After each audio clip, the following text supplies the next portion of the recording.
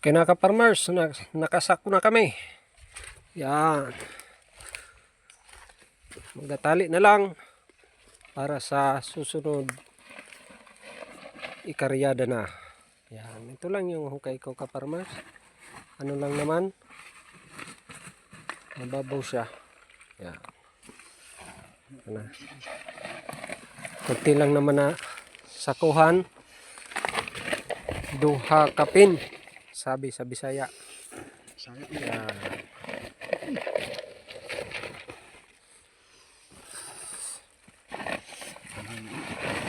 Kaya ka-farmers,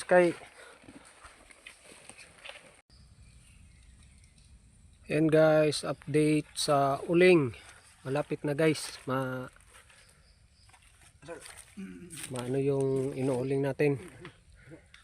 Malapit na maging uling guys. Konti na lang na bao ang ano natin guys. Yan. Medyo malayo lang tayo guys. Sinum ko lang yung ano kasi masyadong mainit pag lumapit tayo. Yan. Guys maya didiligan na natin yan.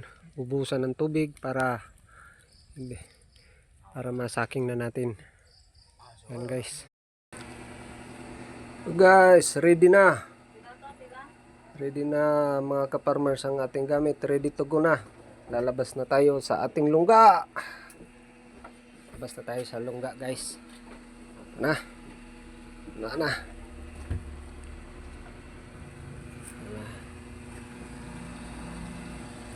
Yan. Ito guys yung tinutulugan namin guys. Yan, so dyan yung kusina, CR. Pero dito kami guys nagluluto.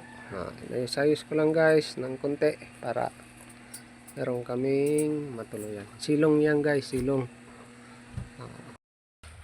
Ayan guys.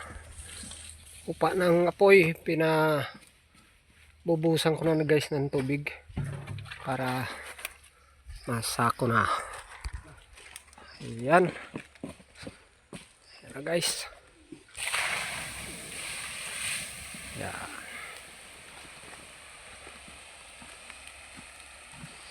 Ayan na guys. Yabi ko.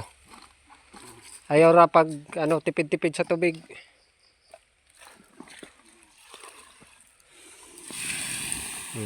May baga pa.